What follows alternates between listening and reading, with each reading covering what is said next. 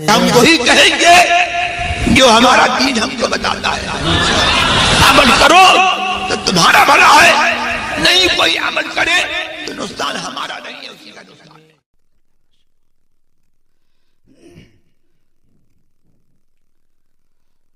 अस्सलामु अलैकुम व रहमतुल्लाहि ताला व बरकातुहू। अल्हम्दुलिल्लाहिल्लज़ी हुवल फ़िक़्हुल अकबर वल जामिउल कबीर लिज़ियादति फ़ैज़िहिल मबसूति दुररिल ग़ुरर बिहिल हिदाया व मिनहुल बिदाया व इलैहिन निहाया बिहम्दिहिल विक़ाया व नुक़ायतुद दिराया व ऐनुल इनाया व हुस्नुल किफ़ाया वस्सलातु वस्सलामु अला सय्यिदिल इमामिल आज़मिल लिर्रुसुलिल किराम मालिकी व शाफ़िई अहमदुल कुराम यक़ूलुल हुस्नु बिला तवक्कुफ़ मुहम्मदुल हसन अबू यूसुफ़ फ़इन्नहुल अस्लुल मुहीत लिकुल्लि फ़ज़लिन वसीतिन व वज़ीदिन व वसीत। अम्मा बअद फ़अऊज़ु बिल्लाहि मिनश शैतानिर रजीम। बिस्मिल्लाहिर्रहमानिर्रहीम। इन औलियाउहु इल्लल मुत्तक़ून सदक़ल्लाहुल मौलाना अज़ीम व सदक़ बल्लगना रसूलुहुन नबियुल अमीनुल मतीनुल मुईनुल करीम व नहनु अला ज़ालिका लमिनश शाहिदीन व शाकिरीन वल्हम्दुलिल्लाहि रब्बिल आलमीन। मुअज़्ज़ज़ सामईन, आइए आयत करीमा की तज़िया करने से कबल इंतहाई अक़ीदत व मोहब्बत के साथ अपनी और सारी कायनात के मरकज़ अक़ीदत जाने आलमीन राहतुल आशिकीन मुरादुल मुश्तकीन शम्सुल आरिफीन सिराजुस सालिकीन मिसबाहिल मुक़र्रबीन मुहिब्बिल फ़ुक़राइ वल ग़ुरबाइ वल मसाकीन सय्यदिस सकलैन नबिय्यिल हरमैन इमामिल क़िबलतैन वसीलतिना फ़िद दारैन साहिबी क़ाब क़ौसैन महबूब रब्बिल मशरिक़ैन वल मग़रिबैन जद्दिल हसन वल हुसैन मौलाना व मौला सकलैन अबिल क़ासिमी मुहम्मद बिन अब्दुल्लाह सल्लल्लाहु तआला अलैहि वसल्लम की बारगाह पुरवकार में दुरूद पाक का हदिया निछावर कर लें और पढ़िए बाआवाज़ बुलंद अल्लाहुम्मा सल्लि अला सय्यदना व मौलाना मुहम्मदिन मादनिल जूद वल करम व आलिहिल किराम मुबारक वसल्लिम सल्लु अलैहि अस्सलातु वस्सलामु अलैका या रसूल अल्लाह अस्सलातु वस्सलामु अलैका या हबीब अल्लाह गौसे आदम बमने बेसरो सामा मददे क़िबलाए दी मददे काबे ईमा मददे इंतज़ारे करमे तुष्ट मने ऐनी रा ए खुदा जुबो खुदा बीनो खुदा दा मददे बगिरदा बे बला उफ्ताद कश्ती ज़ईफ़ानो सकिस्तारा तो पुस्ती बहक के ख्वाजाए उस्मान हारून मदद कुन या मुईनुद्दीन चिश्ती मदद कुन या मुईनुद्दीन चिश्ती। आज जो मेरी तकरीर का उन्वान आयत करीमा की मुनासिबत से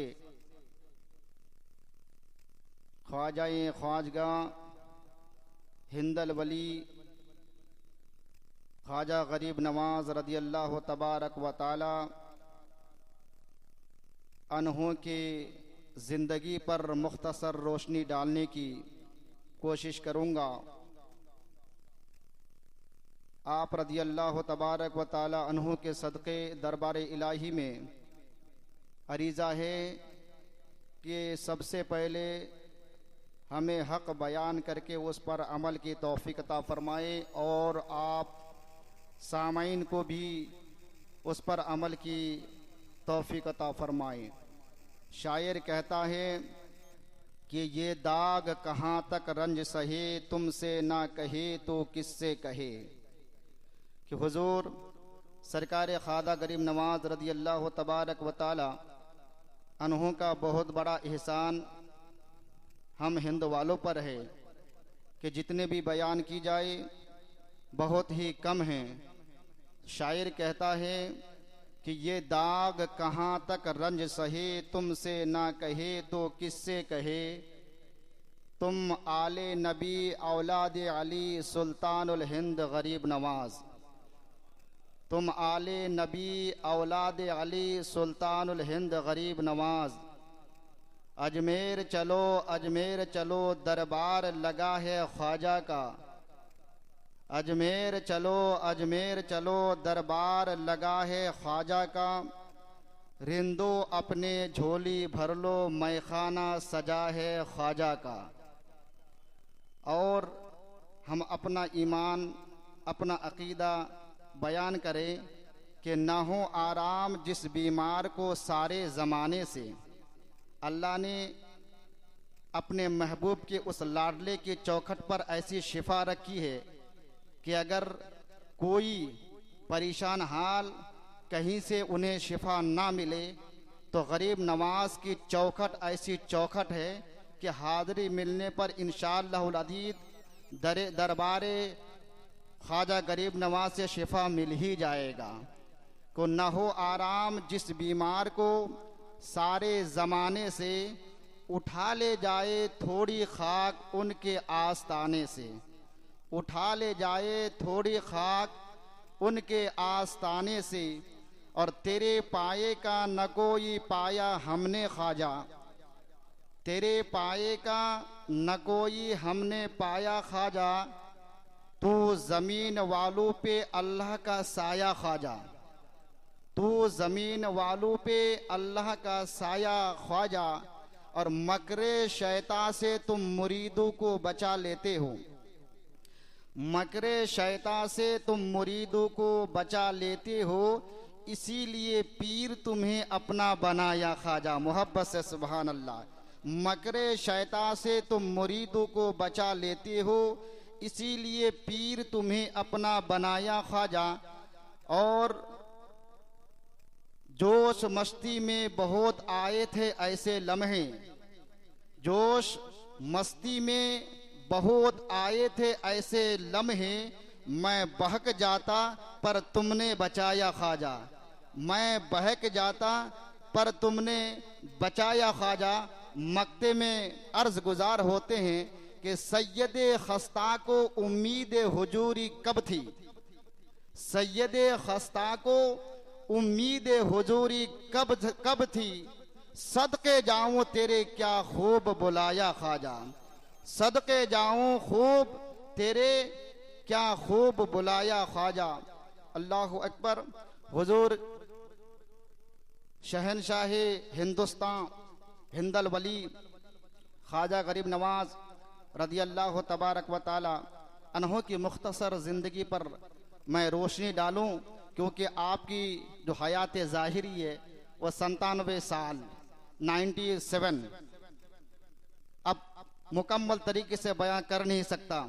अल्हम्दुलिल्लाह अगर हम खाते हैं उनके सदक़े से तो बहुत सारी करामतें हमें गरीब नवाज के हमें मालूम हैं। अलबत्ता हुजूर सरकार ख्वाजा गरीब नवाज को गरीब नवाज भी कहते हैं। और गरीब नवाज गरीबों को नवाजने वाले। वैसे फिरोजुल लुगात के अंदर और दीगर लुगात के अंदर लफ्ज़ गरीब ये कई मानों पर मुश्तमल है। तकरीबन 15 माने लिखे हैं। उन सारे मानों में 2 माना बहुत ही मशहूर है। जैसा कि डॉक्टर इकबाल तराना हिंद सारे जहां से अच्छा हिंदुस्तान हमारा, उन अशारों में एक शेर है, एक मिसरा है कि गुर्बत में हो अगर हम, रहता है दिल वतन में। तो यहाँ जो गुर्बत का माना है उसके मुकाबले में वतन का लफ्ज आया है। उसी तरीके से हम अहले सुन्नत वल जमात के इमाम, हमारे अकीदों के मुहाफिज इमाम अहले सुन्नत का भी एक शेर है कि सुबह वतन पे शाम गरीबा को दूं शरफ। तो यहाँ भी सुबह वतन और शाम गरीबा एक दूसरे की यहाँ जिद बयान की गई है। मगर इन तमाम मानों में एक माना अजनबी के भी आते हैं। गरीब का माना क्यों कि हुजूर सरकार ख्वाजा गरीब नवाज रदी अल्लाह तबारक व तआला अन्हु के लिए हिंदुस्तान की सरजमीन एक अजनबी थी। क्यों? इसलिए कि यहाँ के लोगों के बारे में आप रदी अल्लाह तबारक व तआला अन्हु को मालूम ना था, यहाँ के हालात मालूम ना थे। क्यों? इसलिए कि पैदा तो हुए मकाम संजर के अंदर। अगर असली एतबार से कहा जाए तो आपका वतन मदीनतुल मुनव्वरा है, उसके बाद आबाई वतन ये करबला की जमीन है, और जाए पैदाइश मकाम संजर है। हिंदुस्तान की सरजमीन में ना आप पैदा हुए, ना आपने तालीम हासिल की, ना आप पले बढ़े, अल्लाह अकबर, ना ही हिंदुस्तान में आपकी कोई रिश्तेदारी थी, ना कोई आपका ताल्लुक था, ना कोई नाता था। उसके बावजूद गरीब नवाज कहते हैं। इसलिए हिंदुस्तान की सरजमीन पर जब गरीब नवाज के कदम नाज पड़ गए, अल्लाह अकबर, तो इन हिंदुस्तान वालों को जो सबसे बड़ी दौलत है, अल्लाह अकबर, ऐसी दौलत से नवाजा, और वो ईमान की दौलत है जो किसी के पास ना थी। ऐसी दौलत से हिंदुस्तान वालों को नवाज करके आपको गरीब नवाज कहा जाता है। और जो ईमान की दौलत दे सकता है, फिर वो दुनिया की कौन ऐसी दौलत है जो नहीं दे सकता। इसलिए रुपए पैसे तो हर कोई दे सकता है, मालो दौलत हर कोई दे सकता है, कपड़े वगैरह सब कोई दे सकता है, मकान जमीन सब कोई दे सकता है, मगर ईमान की दौलत अल्लाह अकबर जो गरीब नवाज ने हमें अता फरमाई। चुनांचे बिल इख्तसर अर्ज ये करूं कि गरीब नवाज की उम्र शरीफ जब 14 बरस की हुई तो आपके वालिद माजिद का इंतकाल हो गया। तो एक बाग, और क्योंकि बड़े बाप के बेटे थे, दौलतमंद बाप के बेटे थे, एक बाग और कुछ नकदी छोड़ गए। माँ ने कहा कि बेटा मोइनुद्दीन, अब इस बाग की रखवाली करो, बिल इख्तिसार बयान करो, इस बाग की रखवाली करो। 2-4 दिन गए, आपकी तबीयत नहीं लगी, वापस आए। अम्मा जान, मेरा दिल चाहता है कि मैं उस बाग की रखवाली ना करूं, मेरी तबीयत नहीं चाहती है कि मैं उस बाग की रखवाली करूं जिस बाग को मेरे अब्बा ने हमारे लिए छोड़ गए हैं। मेरी तबीयत नहीं चाहती कि मैं उस गुलशन को खिलाऊं, मैं उस बाग की कली को शिगुफ्ता करूं, मेरी तबीयत नहीं चाहती।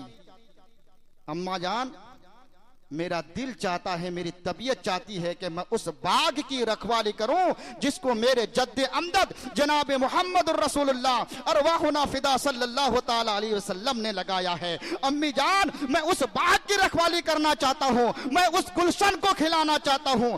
आप मुझे इजाजत दे दे और राह खुदा में आप मुझे वक्फ कर दीजिए। आपने इजाजत मरहमत फरमाई और इल्म दीन की हुसूल के लिए आप मकामे संजर से निशाबूर पहुंचे। वहां आपने इल्म हासिल की। बड़े बड़े जय्यद उलमा, फकीह और सूफियाए किराम वहां तशरीफ फरमा थे। बिलखुसूस आपके जो उस्ताद खास हजरत सैयद हिसामुद्दीन बुखारी अली रहमत व रिजवान के पास चंद दिन ही में आप आलिम दीन, मुकम्मल फकीह, सूफी कामिल बन गए। फिर आपको एक पीर की तलाश हुई, पीर की एक तलाश हुई। पीर की तलाश के लिए मालूम हुआ कि निशापुर के करीब एक गांव जहां हारून है, वहां पहुंचे। वहां एक दरविश कामिल मर्द कलंदर से मुलाकात हुई, जिसको आज की जबान में हजरत सैयदना उस्मान हारूनी के नाम से जानते हैं और पहचानते हैं। मुलाकात हुई और फिर आप मुरीद हो गए। बिल इख्तिसार मुरीद हो गए। 1-2 साल नहीं बल्कि 20 साल तक मुसलसल ख्वाजा गरीब नवाज ने सैयदना उस्मान हारूनी रदियल्लाहु तबारक व तआला अन्हु की खिदमत में रहे। 20 साल का अरसा गुजरने के बाद हजरत सैयदना उस्मान हारून ने फरमाया कि बेटा हसन, अब मैं तुम्हें जहां तक पहुंचाना चाहता था मैं पहुंचा चुका हूं, अब तुम मदीने जाओ, वहां से तुम्हारी ड्यूटी लगेगी, वहां जाओ, वहां से तुम्हारी ड्यूटी लगेगी। चुनांचे जो कुछ भी मेरे पास अल्लाह और उसके रसूल सल्लल्लाहु अलैहि वसल्लम का हिस्सा मेरे जिम्मे में था, मैंने तुम्हें अता कर दिया। अब इजाजत और खिलाफत दे करके हुजूर सरकार गरीब नवाज रदियल्लाहु तबारक व तआला अन्हु पहुंचे मदीनतुल मुनव्वरा, और वहां 6 महीना का अरसा गुजरा। 6 महीने तक दरबारे रिसालत में हाजिरी देकर झाड़ू लगाई, और वहां औरत वजीफा दिगर नमाजें वगैरह पढ़ते रहे। फिर एक दिन क्या होता है, एक आवाज आती है, मोइनुद्दीन, दीन के मददगार। मुअर्रिखीन ने मुख्तलिफ किताबों के अंदर मुख्तलिफ तरीके से बयान किया है। अलबत्ता इतनी बात जरूर है कि हिंदुस्तान के राजा ऐसे अजीम शख्सियत का नाम है कि जिनको कुतुबुल मशाइख के बहरोबर कहा जाता है, और ये किसी आदमी का दिया हुआ नहीं है, बल्कि दोनों आलम के ताजदार मालिक व मुख्तार सैयदे कौनो मका अल्लाहु अकबर जनाब मुहम्मदुर रसूलुल्लाह सल्लल्लाहु ताला अलैहि वसल्लम का दिया हुआ लक़ब है कि या कुतुबा मशाइख बहरबर, ए मशाइख के कुतुब, यानी जो बहरे बर के जो मशाइख है, जो कुतुब है, उन सारे कुतुबों के कुतुब अगर कोई है तो हमारे हिंदुस्तान के राजा ख्वाजा गरीब नवाज है। और नबी पाक सल्लल्लाहु अलैहि वसल्लम ने फरमाया, बेटा हसन, अब तुमने जानी है कि हिंदुस्तान की सरजमीन, ये पहली बार आपने नाम सुना, और हम हिंदुस्तान के सरजमीन पर रह रहे हैं। ऐसा मुल्क है कि हमारा भारत महान है कि जिसका जिक्र नबी पाक सल्लल्लाहु अलैहि वसल्लम की ज़बान अक़दस में आया है। मेरे नबी ने फरमाया कि मोइनुद्दीन, दीन के तुम मददगार हो, जाओ हिंद पाक की सरजमीन को जो कुफ्र दलालत में, जो गुमराहियत में मुबतला है, उसे तुम पाक करो। गरीब नवाज का बयान है, मैं पहली बार इस नाम को सुना था, इससे पहले ना सुना था। हैरत हुई, फिर सोचने पर मजबूर हुआ कि हिंदुस्तान किधर है, न मोबाइल का जमाना, न तार टेलीफोन का जमाना कि मालूम कर लिया जाए। चुनांचे एक दिन होता क्या है, गरीब नवाज खुद बयान फरमाते, में दीवार के सहारा लेकर मेरे टेक लगाकर आंख मेरी लग गई, मैं सो गया। नबी पाक सल्लल्लाहु ताला अलैहि वसल्लम की ज़ियारत नसीब हुई। फरमाया, मोइनुद्दीन क्या सोच रहे कि हिंदुस्तान कहां है? अल्लाह अकबर। 2 रवायतें हैं। एक रवायत में ये आता है कि नबी पाक सल्लल्लाहु ताला अलैहि वसल्लम ने अल्लाह अकबर हिंदुस्तान के नक्शे को अपने दस्ते करम में, दस्ते अक़दस में अल्लाह अकबर उसका नक्शा बना करके दिखा दिया कि ए मोइनुद्दीन बेटा, ये हिंदुस्तान की जमीन है। गरीब नवाज कहते हैं, अल्लाह अकबर, उस हथेली पर मैंने अजमेर मुकद्दस का आना सागर भी देख लिया, वहां के पहाड़ियां भी देख लिया, और सारी चीजों को मैंने मुशाहिदा कर लिया, रास्ता भी मुझे मालूम हो गया। और एक रवायत में आता है कि नबी पाक सल्लल्लाहु अलैहि वसल्लम ने एक अनार, जन्नती अनार पर उस नक्शे को खींचा और बताया कि ये हिंदुस्तान की जमीन है, यहां तुमने जानी है। ड्यूटी लग गई मदीनातुल मुनव्वरा से, अब चलनी है। फिर वहां से मुल्क शाम के रास्ते से आप इराक पहुंचते हैं। और एक बात बताऊं कि ये तो इब्तिदाई हालत है, ये इब्तिदाई हालत है गरीब नवाज की। मुअर्रिखीन लिखते हैं, मुफ्ती गुलाम अनवर साहब, कि गरीब नवाज की आमद से पहले हिंदुस्तान की सरजमीन में जिसकी हुकूमत, जिसका डंका बजता था, उसका नाम था राय पथोरा, यानी पृथ्वीराज चौहान की हुकूमत चलती थी। अल्लाह अकबर। तो हिंदुस्तान की सरजमीन पर गरीब नवाज के कदम रखने से पहले ही 12 साल पहले ही राय पथोरा की अम्मी ने अपने बेटे से कहा कि बेटा, हर एक से लड़ना, हर एक से जंग करना, हर एक से लड़ाई लड़ना, मगर अल्लाह के फकीर से कभी लड़ना नहीं। क्यों? इसलिए कि अगर तुम अल्लाह के फकीर से लड़ोगे तो तुम तबाह व बर्बाद कर दिए जाओगे, तुम्हारी सल्तनत तबाह व बर्बाद हो जाएगी, तुम भी हलाक व बर्बाद हो जाओगे। ये कौन कहती थी? ये राय पथोरा की मां पृथ्वीराज चौहान की अम्मी कहती थी। और पृथ्वीराज चौहान की अम्मी ये बहुत इल्म वाली थी। मुअर्रिखीन ने जो लिखा है, बड़ा ज्ञान हासिल किया था इसने पढ़ करके। कुछ लोगों ने तो यहां तक भी कह दिया था, लिखा है, अगर क्या पता सही है कि गलत है, कि वो मुर्ग जो चरिंदे परिंदे जो बोलते थे आपस में, तो इनकी बोलियां वो समझती थी। और ये उस दौर में कहती थी, ये चरिंदे परिंदे, कि अपने बेटे को आगाह कर दे, अपने बेटे को आगाह कर दे कि हर एक से लड़े, मगर मोहम्मद के फकीर से कभी ना लड़े, मोहम्मद के फकीर से, अल्लाह के फकीर से कभी जंग ना करे। अगर तुम्हारा बेटा मोहम्मद के फकीर से अगर लड़ाई बोल लिए तो ये सल्तनत तबाह व बर्बाद हो जाएगी, तुम भी बर्बाद हो जाओगे। ये बार बार कहती थी। बहरहाल अपने बेटे को बुला करके कहा कि बेटा, मोहम्मद के फकीर से कभी ना लड़ना। यानी इन्हें पता था कि मोहम्मद के जो फकीर होते हैं ना, उनके पास तलवारें होती है, ना पिस्तौल होता है, ना कोई जंगी हथियार होते हैं। अल्लाह अकबर, निगाहें ऐसी होती है, ऐसे वार करते हैं कि वो कुफ्र को इस्लाम में तब्दील कर देता है।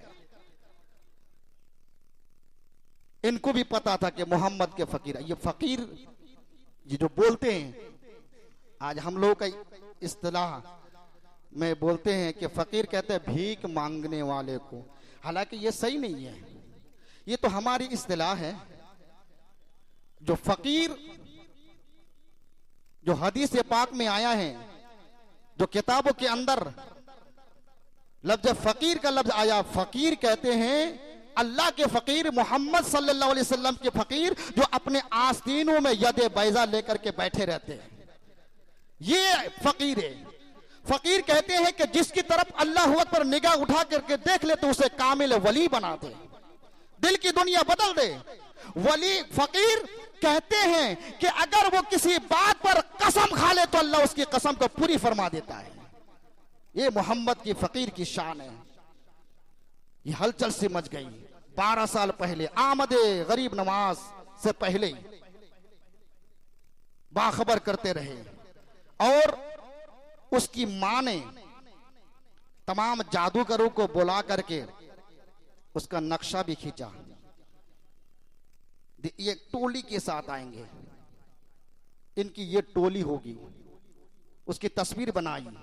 अब बना करके हिंदुस्तान के मुताबिक जगहों में उसे भेज दिया गया कि ये जो फकीरों की जमात है, ये फकीरों की जो टोली है, जहां भी देखो इसे कत्ल कर देना, इसे मार देना। चुनांचे अर्थ में ये कर रहा था कि नबी पाक सल्लल्लाहु ताला अलैहि वसल्लम के दरबार से इजाजत मिल गई और वहां से आप इराक पहुंच करके बगदाद मुअल्ला पर हाजिरी दी। और उस वक्त गौसुल आदम दस्तगीर, बाद उलमा लिखते हैं कि गरीब नवाज की मुलाकात गौस पाक से नहीं हुई, बाद कहते हैं कि हुई। अलबत्ता रवायत के मुताबिक गौसे आदम रदियल्लाहु तबारक व तआला अन्हु की आखिरी जिंदगी थी और उस वक्त गरीब नवाज की उम्र शरीफ तकरीबन 45 साल की थी, नौजवान थे। मुलाकात हुई, फिर मुलाकात होने के बाद मुल्क शाम के रास्ते से लाहौर, मुल्क शाम से आप ईरान पहुंचे और ईरान से होते हुए फिर आप अफगानिस्तान के रास्ते से लाहौर आए। वहां एक मर्द कलंदर है जिसको हजरत सैयद दाता अली हिजवरी रदियल्लाहु तबारक व तआला अन्हु के नाम से जानते हैं। फिर आपने वहां 6 महीना चिल्ला किया फिर वहां से हो करके जब आप हिंदुस्तान के अंदर आ रहे थे, प्रवेश कर रहे थे, तो उस वक्त एक शहाबुद्दीन गौरी, ये अफगानिस्तान के ये बादशाह थे, हिंदुस्तान पर उसने हमला किया और शिकस्त खा करके जा रहे थे। एक रवायत में लिखा है कि हुजूर सरकार गरीब नवाज रजी अल्लाह तबारक व तआला अन्हु के साथ फकीरों की जो एक टोली थी, चंद लोग थे, और तकरीबन 28 या 30, और एक रवायत के मुताबिक ये है कि 5 या 6 लोग थे। बहरहाल वो टोली के साथ आ रहे थे। शहाबुद्दीन गौरी ये शिकस्त खा करके जब हिंदुस्तान से जा रहे थे, पहली मुलाकात हुई तो अपने वजीर से कहा कि देखो ये लोग जा रहे हैं, चेहरे वगैरह से तो मालूम होता है कि मुसलमान हैं, जरा पूछो तो सही है कि जा कहां रहे हैं। आकर के पूछा कि आप लोग कहां जा रहे हैं, तो बाबा कुतुब ये मुरीद हुए थे कहां पे, मस्जिद अबुल लैस समरकंदी के अंदर। मेरे नबी ने फरमाया कि साथ में इसे भी लेके जाना, साथ में इसे भी लेके जाना, ये तुम्हारी खिदमत करेंगे, तुम्हारी रेख देख करेंगे। तो बाबा कुतुब से कहा कि आप लोग कहां जा रहे हैं, तो गरीब नवाज ने फरमाया कि बेटा कुतुब कह दो कि हम हिंदुस्तान फतह करने जा रहे हैं। उस वक्त शहाबुद्दीन गौरी के पास 1.25 लाख फौज थी, 1.25 लाख, और वो शिकस्त खा करके जा रहे थे। शहाबुद्दीन गौरी ने जैसे ही सुना ये हिंदुस्तान फतह करने जा रहे, तो वो हंसने लगा। उस बेचारा को क्या पता है, वो हंसने लगा, और जैसे ही गरीब नवाज के कानों तक ये आई कि वो हंस रहा है, तो गरीब नवाज ने फरमाया बेटा कुतुब उनसे कह दो कि हम हिंदुस्तान फतह करने जा रहे हैं, फतह करने। तो शहाबुद्दीन गौरी ने कहा कि जाके कहो कि वापस आए, हमारे पास इतनी फौज है, इतने सिपाही है, इतने हथियार है, इतने सवारियां है, अल्लाह पर हम शिकस्त खा करके जा रहे हैं, और इनके पास न हथियार है, न सवारी है, अल्लाह पर न फौज है, और ये एक मुसल्ला, एक तस्बीह, एक लोटा, एक लाठी लेकर के हिंदुस्तान जा रहा है फतह करने।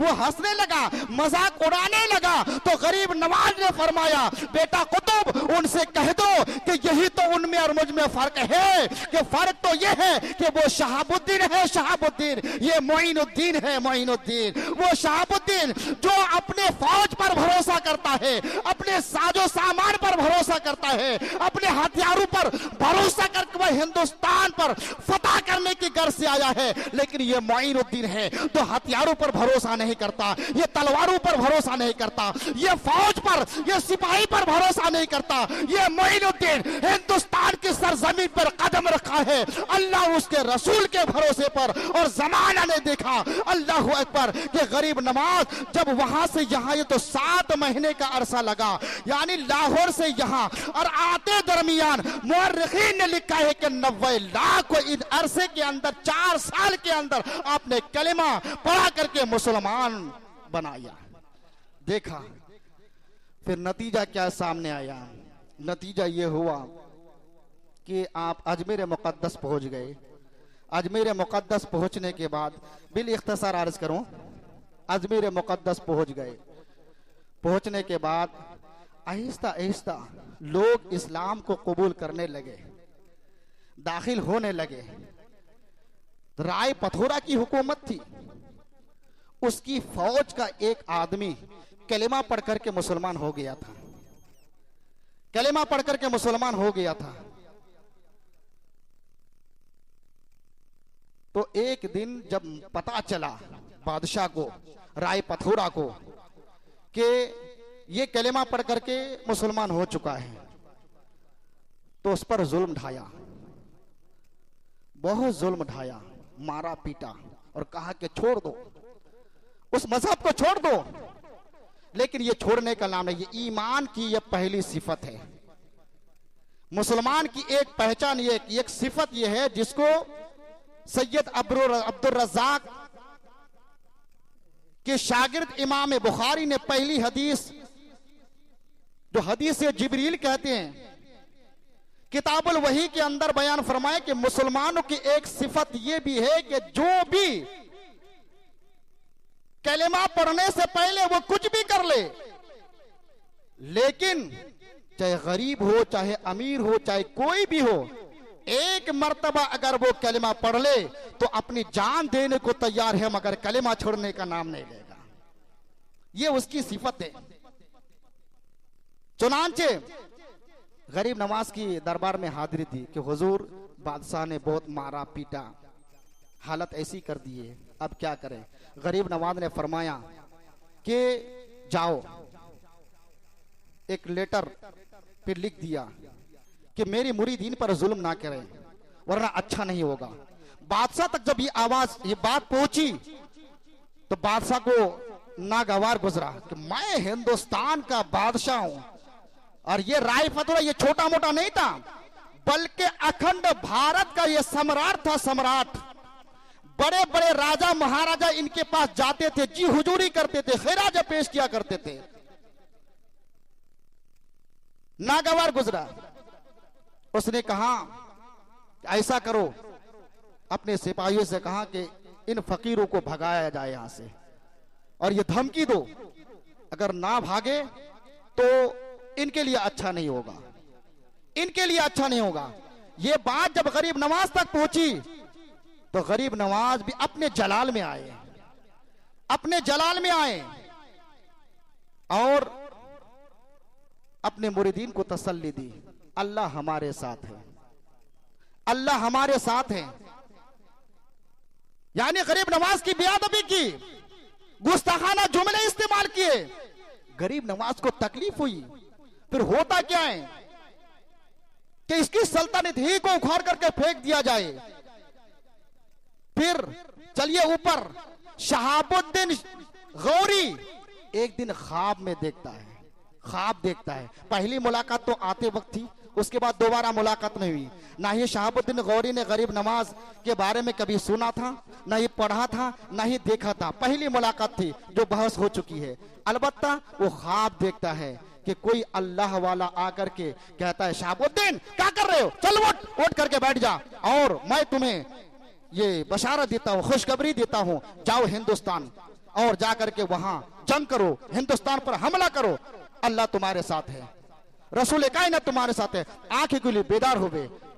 ख्वाब तो बड़ा प्यारा है, बड़ा अच्छा है। उसने सोचा अब हमला कर ही दिया जाए, हमला कर ही दिया जाए, और चंद फौजों को लेकर, लश्करों को लेकर के हमला किया, हमला किया।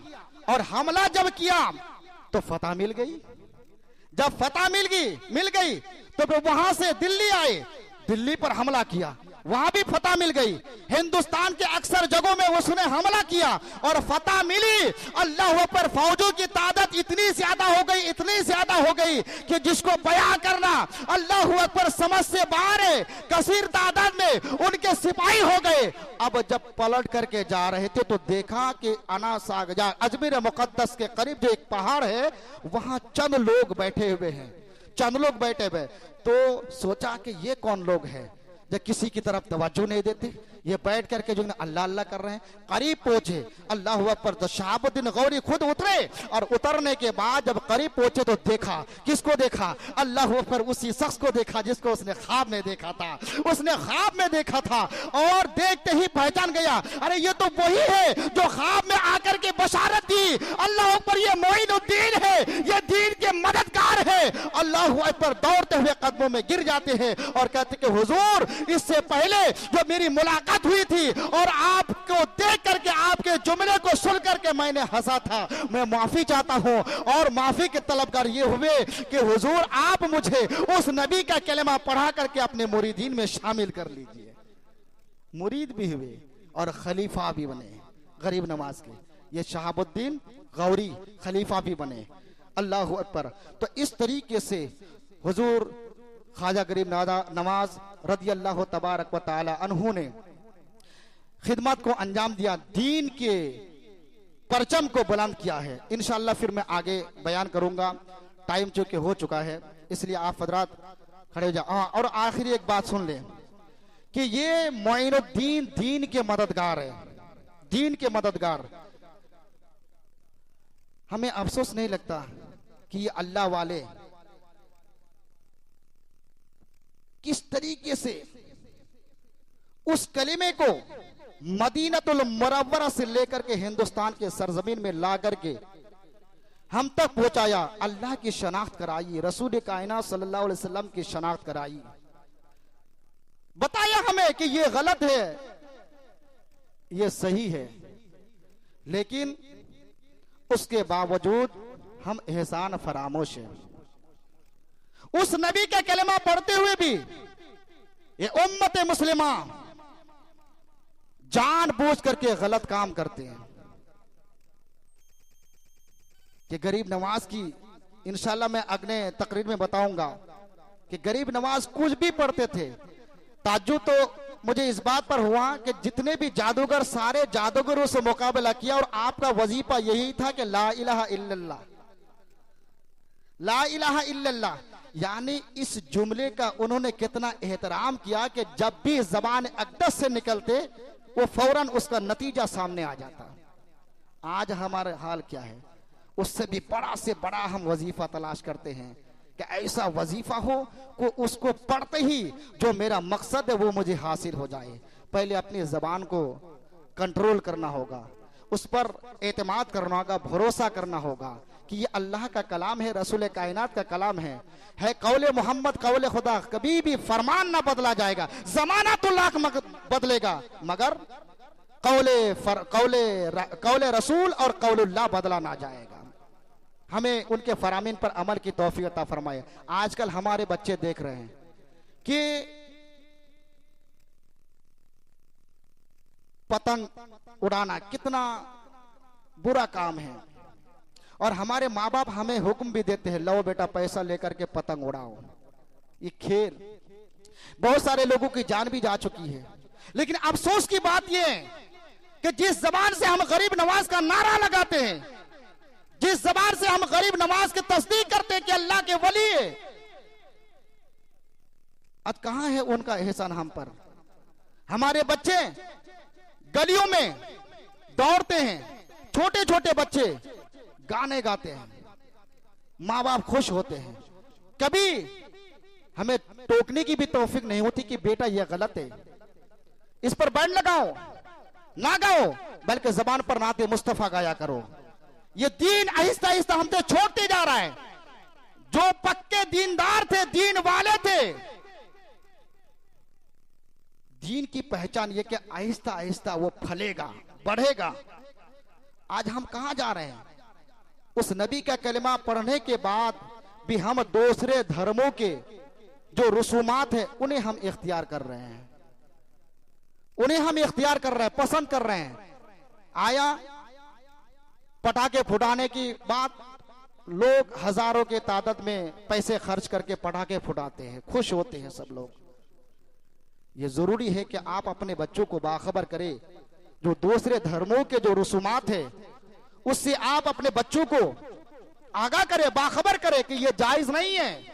वरना फिर आका अलैहिस्सलाम ने 1400 साल पहले ही फरमा दिया कि मेरे साहबियों, एक मर्तबा नबी पाक सल्लल्लाहु अलैहि वसल्लम मगमूम थे। सहाबाए किराम ने अर्ज की कि या रसूलल्लाह आप मगमूम है, क्या बात है? तो मेरे नबी ने फरमाया कि मेरे गुलामों, मुझे इस बात का डर नहीं है, इस बात का मुझे गम नहीं है कि मेरी उम्मत जो है कि शिर्क करेंगे, बल्कि गम तो इस बात का है कि मेरे कलमा पढ़ने वाले अल्लाह अकबर दुनियादार बन जाएंगे, दुनियादार बन जाएंगे, ऐसे ऐसे काम करेंगे, नाम मेरे महबूबों का लेंगे, नाम मेरा लेंगे, अल्लाह अकबर मेरे पाक गुलामों का लेकर के दूसरे कामों पर वो गामजान होंगे। कभी तो जो है कि बाल इतने बड़े बड़े रखेंगे, लोगों के सामने बयान करेंगे कि हमने जुल्फे रखा है, अल-इयाज़ु बिल्लाह, लेकिन उसका नक्शा देखे कि पीछे टकला है, इधर भी टकला है, पश्चिम भी टकला है, और ऊपर वाला इतना बड़ा बाल है और कहता है कि हमने जुल्फे रखा है। और कभी कभी जो है कि नहीं खुशी का इजहार इस तरीके से करेंगे, कभी जो कि पटाखे फुटाएंगे, पटाखे बजाएंगे और आतिशबाजी करेंगे और नाचेंगे धूमेंगे, अल्लाह पर ऐसी अय्याशियां करेंगे। और इस चीज की निशानी ये है कि जब जो कि मेरे उम्मत से दीन जब दूर हो जाएगा तो ऐसे ऐसे खुराफात रसूमात हमारी उम्मतों में, हमारे गुलामों के अंदर पाए जाएंगे। तो 1400 साल पहले जो आका ने पहले फरमा दिया, और आज हम अवसर हाजिर में अपने माथे की आंख से हम देख रहे हैं कि हमारे बच्चे क्या कर रहे हैं, क्या कर रहे हैं, सब देख रहे हैं। लिहाजा जरूरी है आप अपने बच्चों को कंट्रोल में करें। आज अगर कंट्रोल ना कर सके, अगर बच्चा नाबालिग है तो फिर पकड़ आप ही की होगी, आपसे पूछा जाएगा। वैसे तो हिसाब हर एक चीज का होगा। आपने क्या समझ के रखा है? 5 वक्त की हमने नमाजें पढ़ लिया, 1 महीने का रोजा हमने रख लिया कि तो जन्नत हमें मिल जाएगी? नहीं, हिसाब तब भी लिया जाएगा, तब भी लिया जाएगा। फमन यामल मिस्काल ज़र्रतिन खैरन यरा व मन यामल मिस्काल ज़र्रतिन शर्रन यरा। एक जर्रे के बराबर अगर अच्छा करोगे तब भी पूछा जाएगा, और अगर एक जर्रे के बराबर अगर तुम बुराई करोगे तब भी पूछताछ की जाएगी, छोड़ा नहीं जाएगा।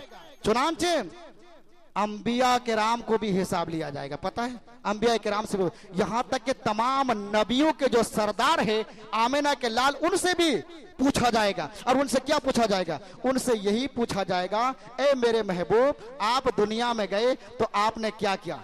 इतना पूछा जाएगा। मेरे नबी फरमाएंगे, या अल्लाह ला इलाहा इल्लल्लाह परचम इस्लाम के मैंने तबलीग की, बस इतना पूछा जाएगा। अब आपसे पूछा जाएगा उस कलिमे के, लेकिन आपने एहतराम किया कि नहीं किया, तो आपके पास क्या जवाब होगा?